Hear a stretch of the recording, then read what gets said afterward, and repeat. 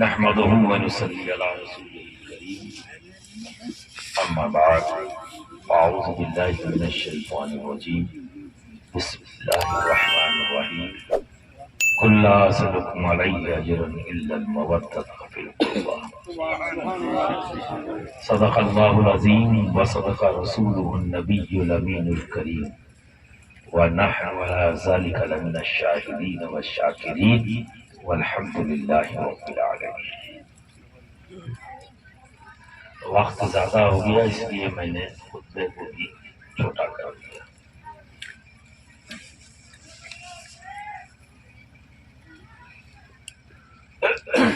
تعداد کوئی معنی نہیں رکھتے،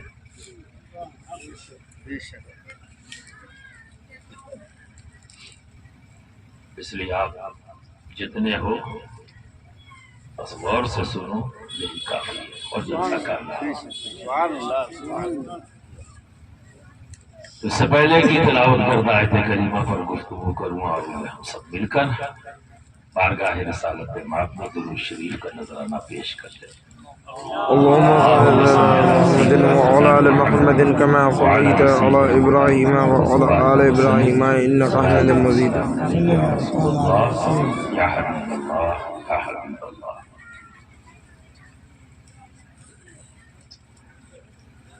آج بہت سی باتیں ایسی ہوں گی جو شاید آپ نے پہلی بار سنی، جبکہ ایسا ہونا نہیں چاہیے تھا۔ ساتھ میں یہ بھی کہہ رہے ہیں، سنیں گے آپ نے، چونکہ ہندوستان کے مختلف اسٹیجوں پر جانے کے بعد یہ تجربہ حاصل کیا۔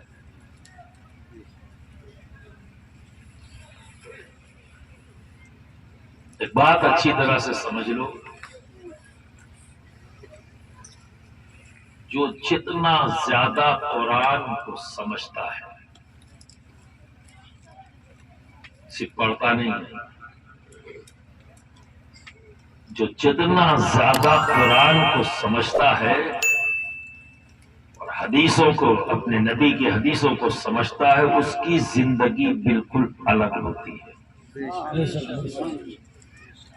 اور کم سمجھنے والے اپنی جگہ پر ہیں، جو قرآن کو بہتر سمجھتے تھے، آج بس انہی کی ہی چند لوگوں کی مثالیں ہیں اس آیت کریمہ کے مطابق، جنہوں نے کتنا سمجھا۔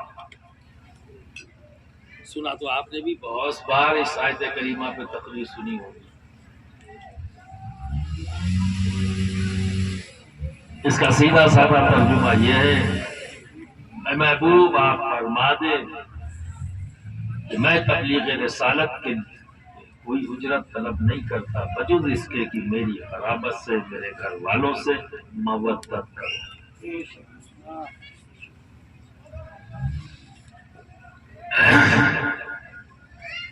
بس ایک بات ذہن میں ضرور رکھنا، جب ہمارے رب نے ہمیں ایک ایک لفظ کے نہ جانے کتنے معنی بیان کرنے کی صلاحیت دی ہے، یہ تو بندے کی ہے نا صلاحیت۔ ایک لفظ کوئی اس کے سامنے اس کے کئی معنی بیان کر لیتا ہے، اس معنی کے مطابق کئی مفہوم تیار کر دیتا ہے۔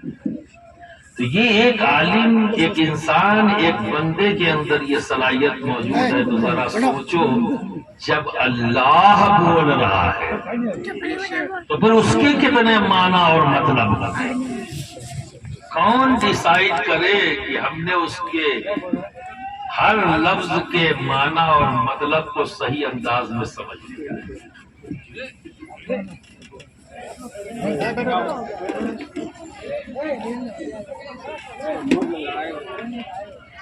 آپ لوگ ادھر پر آ جائیں، آپ لوگ اپنی جگہ بیٹھے رہیں، کچھ نہیں ہوا ہے۔ جب ایک انسان میں یہ صلاحیت موجود ہے، اور انسان کی کوئی صلاحیت اس کی اپنی نہیں ہے، پروردگار کی عطا کرتا ہے، تو جب ہم میں یہ صلاحیت موجود ہے تو ذرا سوچو کہ پھر اس پروردگار نے اگر کوئی لفظ ادا کیا ہے، کوئی لفظ بولا ہے، تو اس کی کتنے معنی اور مفہوم ہو. کوئی یہ دعویٰ نہیں کر سکتا کوئی بندہ کہ میں نے اس کے ادا کردہ جملوں کو پوری طرح سے سمجھ لیا. واللہ جانے یا اس کا رسول جانے. ٹھیک ہے نا، ہم نے تو وہی جانا ہے نا جو رسول کے ذریعے ہم تک پہنچا. جتنا رسول نے بتا دیا اتنا ہی تو ہم نے جانا ہے. تو اب اللہ نے اپنے نبی کو کیا کیا بتایا ہے وہ تو رب جانے. پر ہمیں جاننے کے لیے اپنے اسلاف کو دیکھنا پڑتا ہے. ہمیں جاننے کے لیے ہمارے اسلاف نے کس کو دیکھا؟ اوپر بڑھتے چلے جائیں. بزرگوں کی ایک چین ہے، جنہوں نے اپنے اوپر دیکھا، انہوں نے ان کے اوپر دیکھا، انہوں نے ان پر دیکھا، اوپر دیکھا. دیکھتے دیکھتے کہاں پہنچے صحابہ تک، کہاں تک پہنچے؟ اہل بیت اطہار تک. تو نبی سے سمجھا صحابہ نے، نبی سے سمجھا اہل بیت نے. اور پھر جب صحابیت کا دور ختم ہو گیا تو جن جن لوگوں نے صحابہ کا دور پایا، ان سے جنہوں نے سیکھا وہ تابعین ہیں. بس اہل بیت موجود ہے، ان کا تسلسل جاری ہے. جب دنیا میں ایک بھی صحابی موجود نہیں تب بھی اہل بیت موجود ہے. وہ سلسلہ جاری ہے، وہ چلتا چلا آ رہا ہے. جاننے کا سلسلہ. تو یہ جاننے والے جنہیں ان کی زمین پر رہنے والے لوگ نعمان بن ثابت کے نام سے جانتے تھے، اس ذات کو ہم سب پوری دنیا میں جہاں بھی حنفی مسلمان موجود ہے وہ اس نام سے جانتا ہے، امام اعظم ابو حنیفہ. انہوں نے بھی جب دین سیکھنا، قرآن کو سمجھنا ہے، حدیث کو سمجھنا ہے، تو اپنی محنت اور مشقت سے جتنا سمجھا پر اس میں کانفیڈنس نہیں ہے. پورا اعتماد اس پر نہیں ہے. اعتماد کس پر ہے؟ خود قائل کا قول موجود ہے بھائی، خود ذات کا قول موجود ہے. یعنی ہمارے امام جس کے ہم سب مقلد ہیں، امام اعظم ابو حنیفہ فرماتے ہیں اگر مجھے 2 سال زندگی میں نہ ملے ہوتے تو نعمان ہلاک ہو جاتا. ہلاک ہونے کا مطلب کیا ہے؟ بے علم کا رہ جاتا. تو میرے پاس جو بھی علم کی دولت ہے وہ کہاں سے ملی ہے؟ حضرت امام باقر سے اور حضرت امام جعفر صادق سے. اسی لیے کہا جاتا ہے دنیا میں 4 فقہ ہیں، حنفی، شافعی، مالکی، حنبلی. یہ چاروں فقہ نکلی ہیں فقہ جعفری سے. تمام فقہ پر فقہ جعفری کے اثرات، اس کا فیضان موجود ہے. یہ میں نہیں کہہ رہا ہوں، یہ سب اپنے اپنے وقت کے امام کا خود کا اپنا قول ہے. تو کسی کو بھی انکار کی ہمت نہیں ہونی چاہیے. اور اگر منکر ہے تو پھر سمجھ میں آ جاتا ہے کہاں سے بول رہا ہے اور وہ کس جماعت کا ہے. یہ سب سمجھ میں آ جائے گا، بھلے کہتا کچھ اور ہو اپنے آپ کو، اس سے کوئی فرق نہیں. دنیا میں دھوکہ دیا جا سکتا ہے پر آخرت میں نہیں. اور وہ بھی ہمارے سامنے کھڑا ہوگا، ہم سب دیکھیں گے، پوری رسوائی کے ساتھ کھڑا ہوگا. حضرت آدم سے لے کر اور دنیا میں آخری پیدا ہوا انسان اسی میدان میں کھڑا ہوگا جسے حشر کا میدان کہتے ہیں. وہاں رسوائی ہوگی، کسی محلے میں نہیں، کسی گاؤں میں نہیں، کسی شہر میں نہیں، رسوائی کا یہ عالم ہوگا۔ تو ہم تو مقلد ہیں، ہمیں دیکھنا ہوگا کہ جس کی فقہ کو ہم تسلیم کر رہے ہیں، جس کی ذات کو علمی ذات تسلیم کر رہے ہیں، وہ خود تسلیم کر رہا ہے کہ اگر مجھے 2 سال ان بزرگوں کی صحبت نہ ملی ہوتی جو ان سے میں نے علم حاصل کیا ہے، اسی نے نعمان کو بچا لیا ہے۔ اور ان کی محبت اور ان دونوں ذاتوں سے عقیدت کی بنیاد پر رب نے انہیں اتنا بلند کیا کہ امام اعظم ہو گئے، امام اعظم۔ اور میں نے یہ کہا تھا کہ کچھ باتیں نہیں آپ کو پتہ لگیں گی۔ اب میں آپ ہی سے پوچھتا ہوں، اسٹیج کے مطلب نہیں ہے یہ، آپ کے لیے آیا ہوں، اسٹیج کے لیے نہیں، میں آیا تو آپ کے لیے، اسٹیج والوں سے کمرے میں بات کرتا ہوں، اور آپ کے لیے ضرورت ہے کہ محفل میں آنا پڑتا ہے، ٹھیک ہے نا؟ تو صرف آپ ہی سے گفتگو کروں گا اور آپ ہی سے پوچھوں گا، یہ بتاؤ امام اعظم بے پیر تھے یا پیر رکھتے تھے؟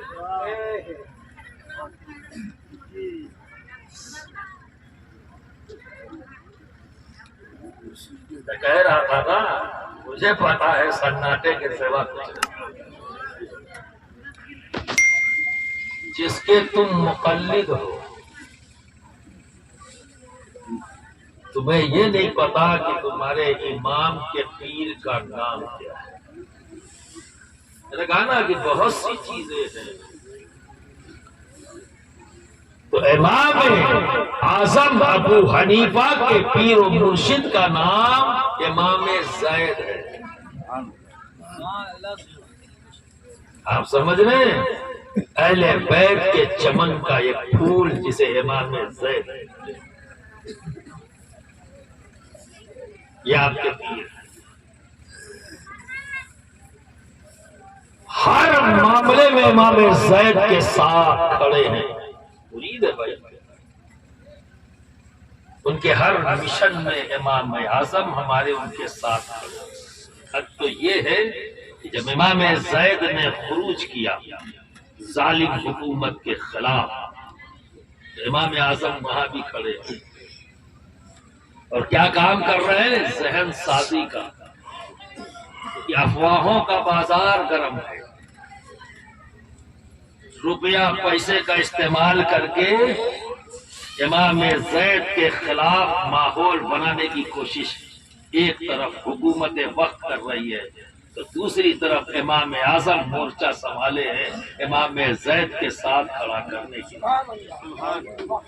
اور صرف یہی نہیں کہ تقریریں کر رہے ہیں، اس دور میں 10,000 درہم آپ نے پیش کیا امام زید کی بارگاہ میں، حضور یہ خروج کے لیے جو ضرورت پڑے گی یہ میری طرف سے خدمت ہے، اور باقی میں عوام کی ذہن سازی کا کام کروں۔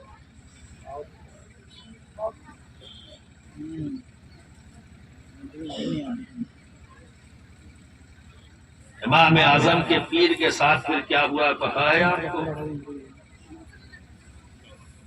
نبی کی اس آل کے ساتھ کیا ہوا ہے پتا ہے آپ کو؟ جب پتا لگ جائے گا نا تو آئے بائیں شائیں نہیں جاؤ گے، اسی لیے بتایا نہیں گیا تاکہ تمہیں آرام سے ادھر ادھر کیا جا سکے۔ امام زید کے ساتھ کیا ہوا؟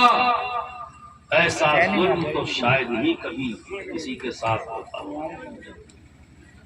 کوئی کربلا نبی کے گھر والوں کے ساتھ، جو کربلا کہی جاتی ہے، نہ پہلی ہے نہ آخری ہے، یہ تو منعقد ہوتی رہتی ہے، اس کا انتظام کرتے رہتے ہیں لوگ، وہ جنہیں پیسے اور پاور سے پیار ہوتا ہے، وہ نبی کے گھر والوں کے لیے کربلا بنا ہی دیتے ہیں کہیں نہ کہیں۔ برادران ملت اسلامیہ، میرا جو پوائنٹ ہے وہ یہ ہے کہ امام اعظم کے رویے سے، ان کے عملی رویے سے کیا چیز نظر آئی؟ میں نے تو یہی سمجھا، جو جتنا قرآن کو اور حدیث کو سمجھتا ہے اس کے انداز سے پتہ لگ جاتا ہے کہ وہ کتنا سمجھتا ہے۔ ایک طرف پاور، ایک طرف پیسہ، ایک طرف شہرت، ایک طرف منصب، سب کچھ ان کے سامنے رکھا جا رہا ہے، پر میرا امام اعظم ابو حنیفہ سب چیزوں کو ٹھوکر مار رہا ہے امام زید کی محبت کے ساتھ، سب کو ٹھوکر مار دیا۔ اگر چنا تو امام زید کو اور ان کی محبت کو چنا، ان کو سپورٹ کو چنا، اور یہ ان کا جرم بن گیا۔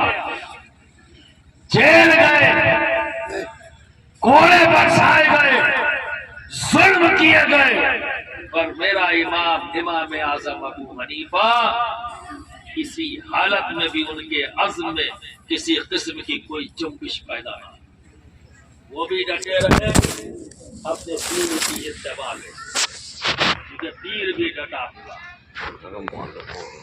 سارے ظلم سہ لیے، اور پیر کے ساتھ کیا ظلم ہوا؟ شہید کیا، اور شہید کر کے ٹانگ دیا، اللہ ٹانگ دیا۔ ایک دن دو دن نہیں، 3 سال تک آپ کی اللہ نعش مبارک اللہ اللہ جب کپڑا پوسیدہ ہو کر جسم سے جدا ہونے لگا تو آپ کے نچلے حصے پر مکڑیوں نے آ کر جالا باندھ دیا، وہی پردہ بن گیا۔ سبحان اللہ پر انسانوں کو شرم بھی نہ آئی اور نہ رحم آیا، ایک انسان کے طور پر بھی نہیں، وہ تو نبی کی آگے، وہ تو نبی کی آگے، جن کے تعلق سے رب کہہ رہا ہے کُلّا فلکم علیہ اجرن الا المودۃ فی القربى، مودت کا حکم دیا گیا ہے۔ مودت کا مطلب انکنڈیشنل لو، غیر مشروط محبت، جس میں کوئی شرط نہیں لگانی ہے، وہ محبت جو رب حکم اس کا دے رہا ہے، اور وہاں کیا ہو رہا ہے؟ اور کرنے والے کوئی گھنٹی بجانے والے نہیں تھے، اس لیے کبھی تعجب مت کرنا، اور یہی جگہ دھوکے کی ہے جس سے تمہیں بچانے کی بات کر رہا ہوں، یہی جگہ دھوکے کی ہے کہ وہ ظالم کون تھے؟ سب کا دعویٰ تھا کہ ہم سچے پکے اور سب سے اچھے مسلمان ہیں، زوردار طریقے سے کلمہ پڑھتے تھے تاکہ یقین دلا سکے کہ ہم مسلمان ہیں، اور ان کی ظالمانہ حرکت پر پردہ پڑ جائے کہ ہم نبی کے چاہنے والے ہیں۔ کیا چاہت ہے بتاؤ؟ آل پر ظلم ہو بولو، اور جد کریم سے محبت کا دعویٰ بولو، تمہاری نظر میں سچ ہے؟ بول دو نہیں، اگر میری بات سمجھ میں آئی ہے تو زور سے بولو، اور نہیں سمجھ میں آئی ہے تو پھر مت بولو، کیونکہ عادت تو بہت زمانے سے پڑی ہوئی ہے، اور ایک چیز کا تمہیں موقع نہیں دوں گا نعرہ لگانے کا، آج نئی عادت ڈلواؤں گا، میں اکیلا تقریر نہیں کرتا اور کوئی تمہیں تقریر کا موقع نہیں دیتا۔ اب بتاؤ، اگر میں تمہیں موقع دے رہا ہوں تو خوش کیوں نہیں ہوتے بھائی؟ بولو، ارے 2 جملے بول کے تمہاری تقریر ہو جائے گی، میں تھوڑا زیادہ بولوں گا، تم کم بولو، پر بولو گے تو بول دیے تقریر ہو گئی تو نہیں چاہتے ہو کرنا، جی تو جتنا سمجھ میں آ جائے بول دو۔ سبحان اللہ سبحان اللہ، نزدیک یہ صحیح ہے وہ دعویٰ کرنے والے کہ ہم نبی پر ایمان رکھتے ہیں، نبی سے محبت کرتے ہیں، اور ان کی یال کو شہید کر کے یوں ہی بنا کفن کے ٹانگ دینا، ارے کسی عام انسان، کسی مومن کے لیے یہ کوئی نہیں کرے، نہ کہ نبی کے گھر والے۔ اور پھر ایسے لوگ جو دعویٰ کریں کہ ہم نبی کے چاہنے والے ہیں تو تم کیا کہو گے؟ دھوکے باز، واقعی چاہنے والا ہے؟ دھوکے باز اور سے بولو، نہیں، کون ہو؟ منافق، منافق، منافق۔ کلمہ بھی پڑھو اور ظلم بھی کرو تو کیا ہے بھائی؟ منافق اسی کا نام کیا ہے؟ منافق منافقت، دھوکہ دے۔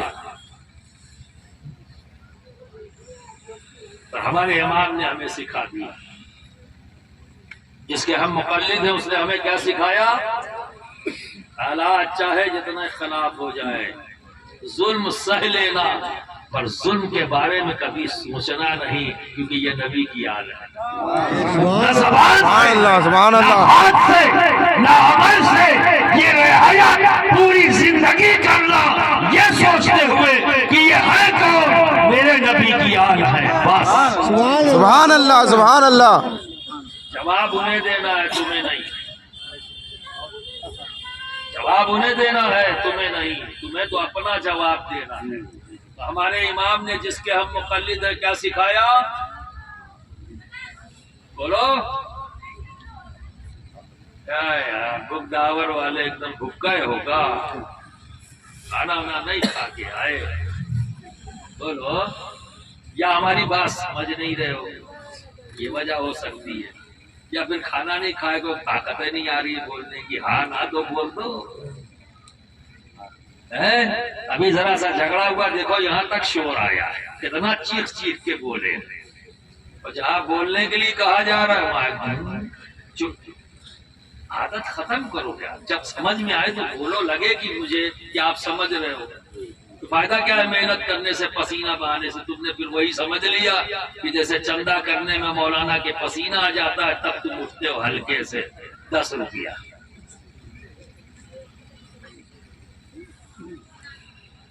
کسی چیز سے تو چھٹکارا حاصل کرو بھائی میرے۔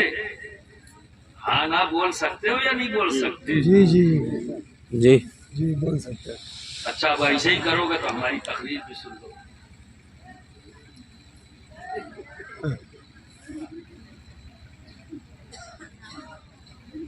ہم بھی کریں ایسے ہی؟ کیا سمجھ میں آیا میں نے کیا بولا؟ تو تمہاری بات ہماری کیسے سمجھ میں آئے جب تک آواز کے ساتھ نہیں آئے گی ہاں یا نہ؟ کیا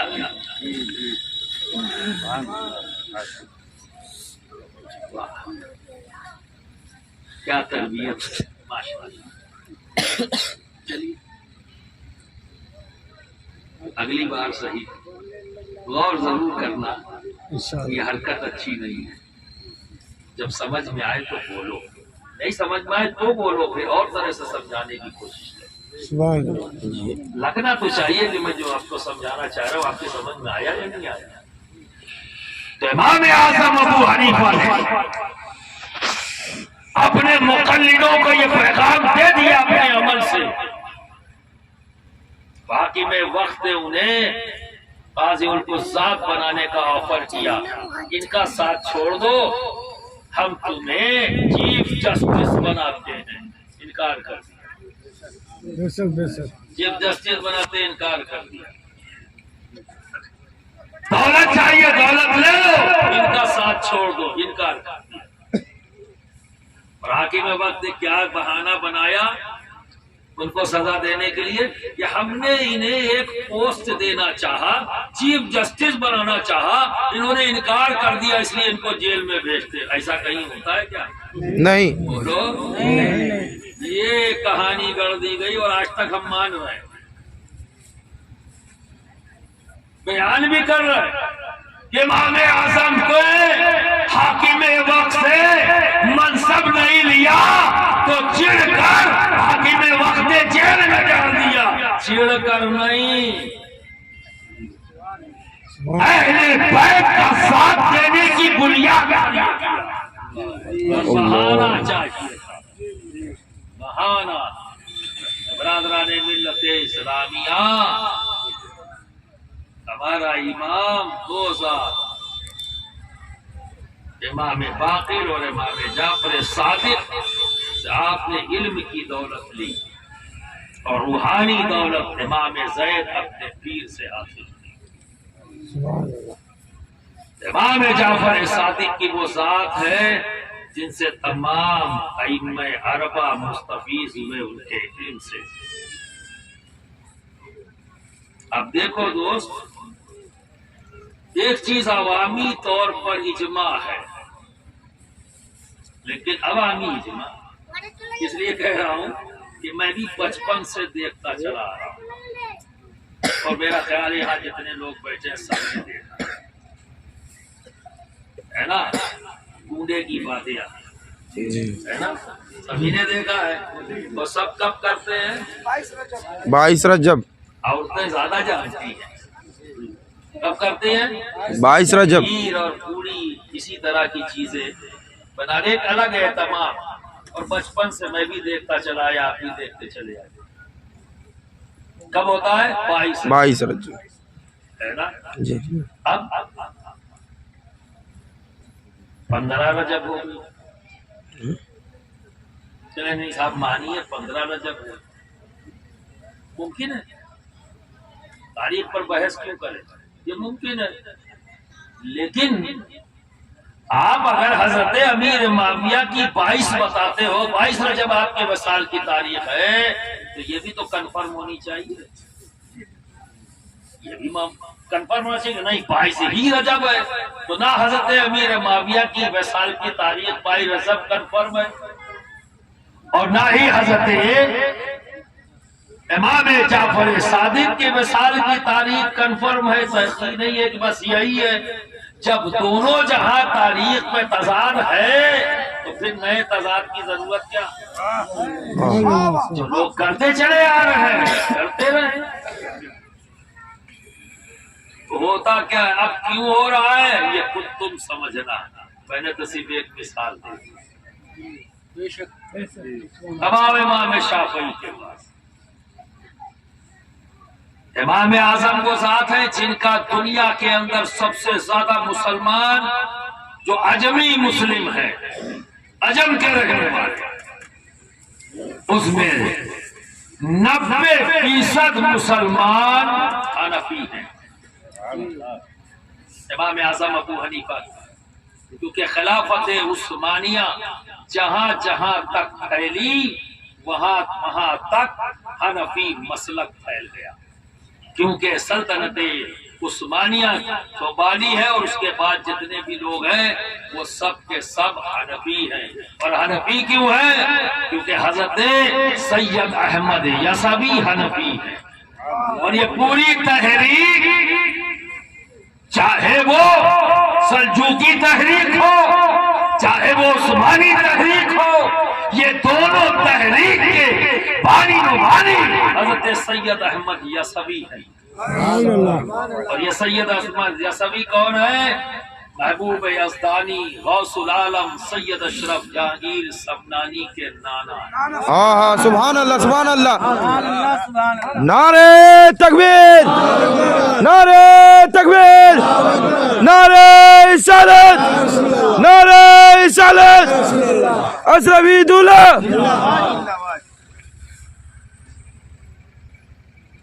بڑی آبادی عجم کی جس امام کی مقلد، اس امام کی مثال دے دی، ان کا تعلق کیا تھا؟ اب آئیے پھر دوسرے امام جن کے سب سے زیادہ مقلد دوسرے نمبر پر آتے ہیں، وہ کون ہے؟ شوافع، اور اس میں بھی کوئی شک نہیں کہ علمی میدان میں سب سے کیا ہو گیا؟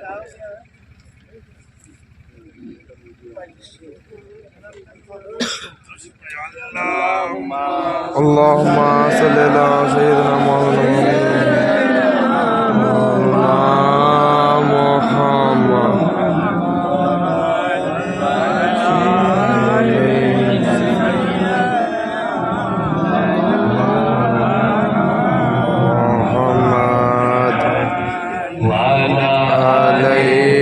سيدنا مولانا محمد حبيبنا شفيعنا سيدنا مولانا محمد عليه سيدنا مولانا محمد۔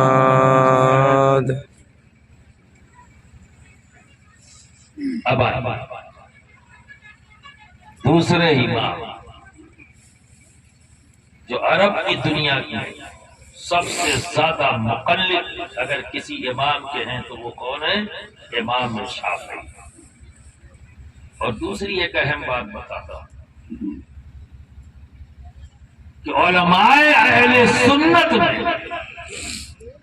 جو ٹاپ کلاس کے ائمہ محدثین اور ائمہ محققین جو گزرے ہیں ان سب کا تعلق اکثریت کے ساتھ امام شافعی کے مسلک سے۔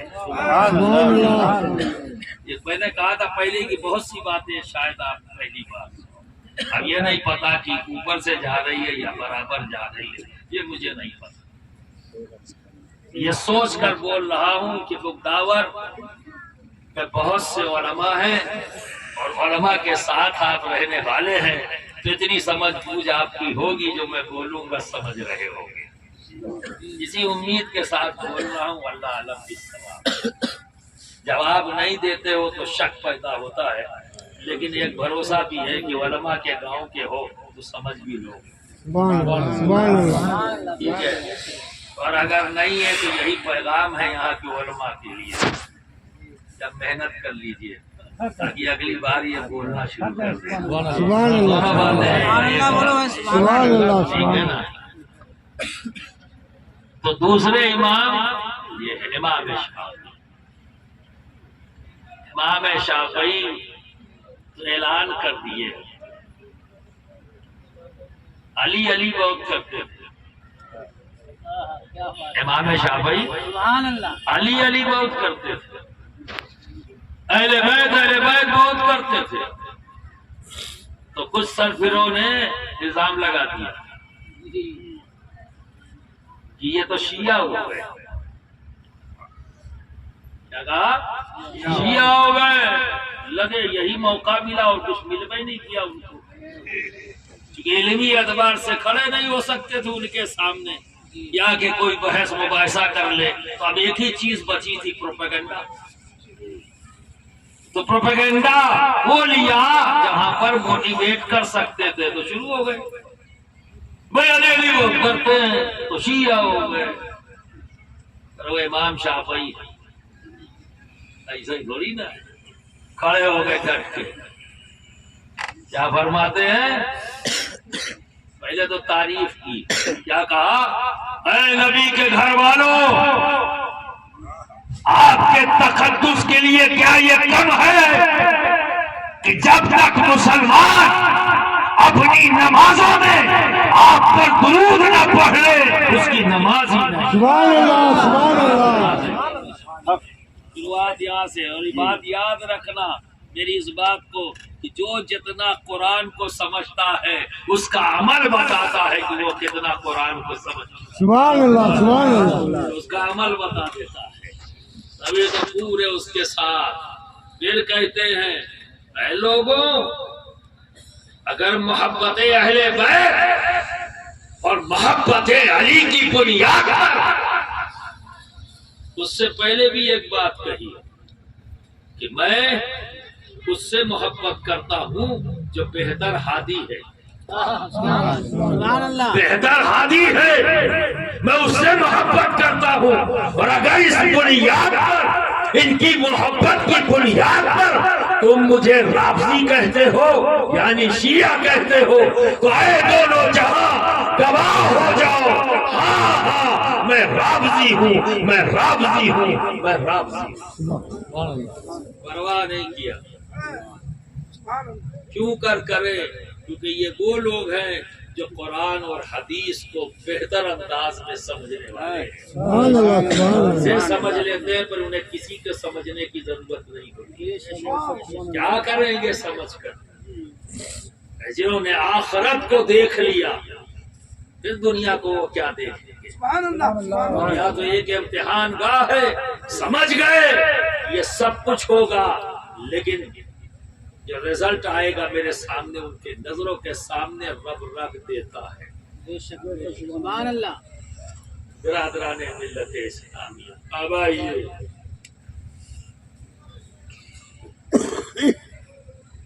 امام مالک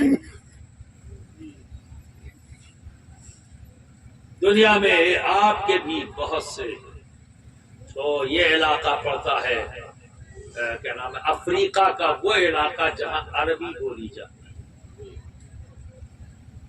سمجھ گئے، جس میں الجیریا اور یہاں کا کیا نام ہے اسپین کے بارڈر تک، جہاں سے حضرت طارق بن زیاد اسپین میں داخل ہوئے تھے، جبرالٹر تک کا وہ علاقہ، وہاں مالک کی لوگ بہت ہے، ایک اچھی بڑی تعداد ہے۔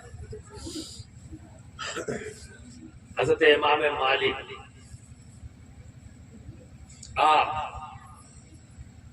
آپ بھی اس کے مرید ہیں، یہ بھی اہل بیت اطہار،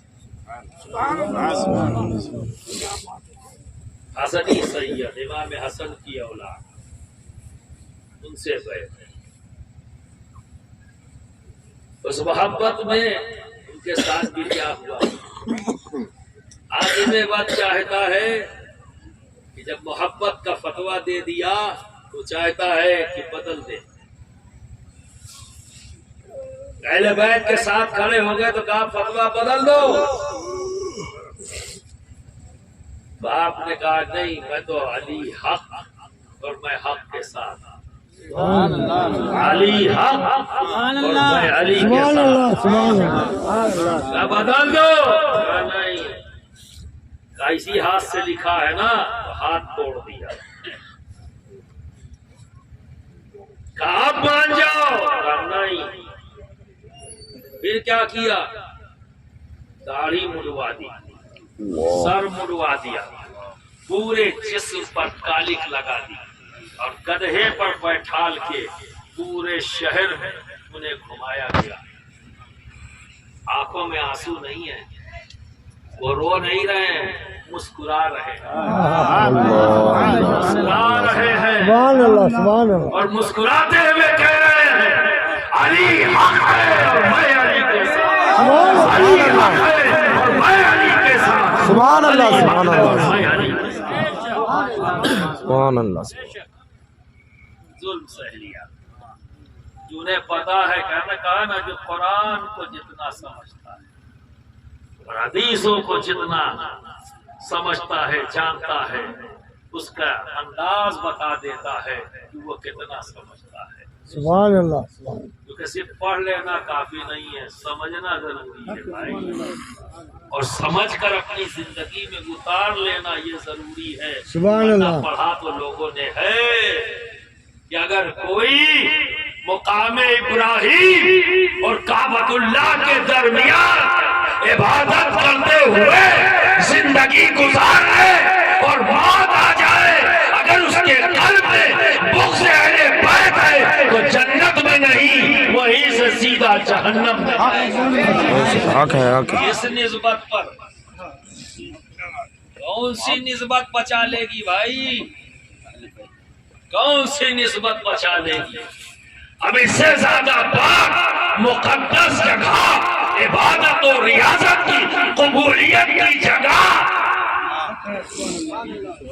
مقام ابراہیم اور کعبۃ اللہ کے درمیان کا وہ حصہ جو قبولیت کا مقام، وہیں پوری زندگی، ایک دن دو دن کی بات نہیں، پوری زندگی گزار دے پر بغض اہل بیت قلب میں رکھے، موت ہو جائے تو جنت نہیں جہنم۔ برادران ملت اسلامیہ، ایک مسل ہے اپنے بہار اور یو پی میں دونوں چلتی ہے، کیا ہے منہ میں اللہ بغل میں چوری، ایسے ہے نا کچھ، ہاں منہ میں رام رام بغل میں چوری، ہاں یہ ہے، یعنی زبان سے اچھی اچھی اور دل میں بغض۔ اب ان کی بھی سن لو کہانی کیا ہوگی، ان کی بھی کہانی سن لو۔ حضرت عدی بن حاتم رضی اللہ تعالیٰ عنہ کی روایت کردہ حدیث ہے، آپ نے فرمایا یہ گروہ ایسا ہوگا کہ جنت کی طرف لے جایا جائے گا، جنت میں جنت والے چلے جائیں گے، جہنم میں جہنم والے ڈال دیے جائیں گے۔ ایک گروپ ایسا بھی ہوگا، اسے کہا جائے گا جنت کی طرف لے جاؤ، جائیں گے وہاں پر اور اندر نہیں جا پائیں گے، باہر کھڑے رہیں گے، اور وہیں سے انہیں جنت دکھائی جائے گی، وہیں سے جنت دکھائی جائے گی، جنت کی خوشبو بھی سونگیں گے، خوشبو آئے گی، ٹھنڈی ہوائیں وہاں کی آئیں گی، اندر نہیں باہر سے۔ اس کے بعد اللہ رب العزت حکم دے گا لے جاؤ جہنم میں، کیا ہوگا؟ لے جاؤ جہنم میں۔ تب چیخیں گے سب، اے اللہ جہنمی میں بھیجنا تھا تو سیدھا بھیج دیتا، جنت دکھا کے مت بھیج، یہ تو زیادہ تکلیف دہ ہے، یہ تو ہمیں زیادہ تکلیف ہو رہی ہے کہ دکھا کے بھیج رہا ہے۔ تو نے بھی تو دنیا میں یہی کیا تھا، دکھاتا کچھ تھا کیا کچھ تھا۔ یہ جواب ہے، بولتے بہت ہے لیکن جب ایک سید آ جائے برداشت نہیں ہوتا ہے نا، ایک سید آ جائے برداشت نہیں ہوتا۔ کیا ہوگا؟ حدیث ہے بھائی، یہ میرے من کی تھوڑی نہ ہے جی، بے شک بے شک۔ اور جو میرے نبی نے کہہ دیا، ارے یار تم مسلمان ہو، کلمہ گو ہو، تمہیں تو یقین کرنا ہی کرنا۔ ارے وہ جو ازلی دشمن یہود، جو اسلام کا سخت ترین دشمن، لیکن دوست وہ بھی اپنے نبی کی بات کو، ہمارے نبی کی بات پر پورا یقین رکھتا، بے شک بے شک، مانتا تو ہے ہوگا یہی کہ نبی نے فرمایا ایک وقت آئے گا جب ان کا ظلم یہودیوں پہ اتنا پڑ جائے گا، پھر اللہ رب العزت مسلمانوں کو غلبہ دے گا تو یہ بھاگیں گے، پتھر کے پیچھے چھپیں گے، پتھر بولے گا میرے پیچھے ہے، پیڑوں کے پیچھے چھپیں گے تو پیڑ بولے گا میرے پیچھے ہے، پھر ایک پیڑ ایسا ہوگا جو نہیں بولے گا، ایک پیڑ جس کی شکل برگد جیسی ہوتی ہے، جو پاکڑ اور برگد ایسی شکل، کیا نام مولانا بتایا تھا آپ نے؟ غرقد۔ تو غرقد کا جو پیڑ ہے جب اس کے پیچھے یہودی چھپے گا تو وہ نہیں بولے گا۔ اب یہودیوں کو دیکھو کتنا یقین ہے کہ نبی نے کہا ہے، محمد رسول اللہ صلی اللہ علیہ وسلم نے کہا تو ہوگا، تو بجائے توبہ کرنے کو وہ کیا کر رہے ہیں؟ غرقد کا پیڑ دنیا میں لگوا رہے ہیں، بلینز روپیہ خرچ کر رہے ہیں تاکہ پوری دنیا میں غرقد کا پیڑ لگا دیں کہ جب یہ وقت آئے تو اسی کے پیچھے چھپ جائے۔ پر یقین تو ہے نبی نے کہا ہے ہوگا، کیا بات ہے، سبحان اللہ سبحان ٹھیک ہے اللہ۔ نا؟ تو جو کلمہ پڑھ رہے ہیں وہ کائیں نہیں یقین کر رہے ہیں، مقام ابراہیم اور اس کے درمیان بھی ہو بغض رکھو گے تو جہنم، اور سامنے عوام کے کچھ بولو، کمرے کے اندر کچھ، تو یہ ہوگا جہنم۔ تو کیا مطلب ہوا؟ پڑھ لیا پر اتارا نہیں، جی بے شک بے شک، عالم نہیں بنے، کتابی بن گئے، عالم بنے کتابی نہیں۔ تو برادران ملت اسلامیہ یہ جو علماء تمہیں بتائے تو تم بھی خالی سنو مت، عمل کرو۔ سنی کا مطلب یہ نہیں ہے، تم کو شاید غلط فہمی ہو گئی ہے کہ سنی کا مطلب یہ ہے کہ جو خالی سنے کرے کچھ نہیں، سنی کا مطلب یہ نہیں ہے، سنی کا مطلب سنتوں پر عمل کرنے والا، سبحان اللہ سبحان اللہ سبحان اللہ۔ والا نہیں، حرکت والا، نبی کی سنتوں کو سنا، چھانا اور پھر اپنی زندگی میں اتار لیا۔ وہ کون ہے؟ سنی، اہل سنہ۔ برادران ملت اسلامیہ، زیادہ دیر آپ کو پریشان نہیں کروں گا، ٹھنڈک بہت زیادہ ہے اور مجھے لگا کہ شاید کہیں اوپر سے تو نہیں گئی، ایک ڈر یہ بھی ہے۔ تو جتنے بولا ہوں اگر سمجھ میں آ گئی تو عمل کرنا، نہیں سمجھ میں آئی تو اپنے علماء سے ضرور پوچھنا، شاید وہ آپ کو آپ کی زبان میں سمجھائیں تو آپ کی سمجھ میں آ جائے، ممکن ہے میرے انداز سے آپ کو نہ سمجھ میں آیا ہو تو آپ سمجھنے کی ضرور کوشش کرنا، کیونکہ یہ آپ کی کامیابی کا فارمولہ دیا ہے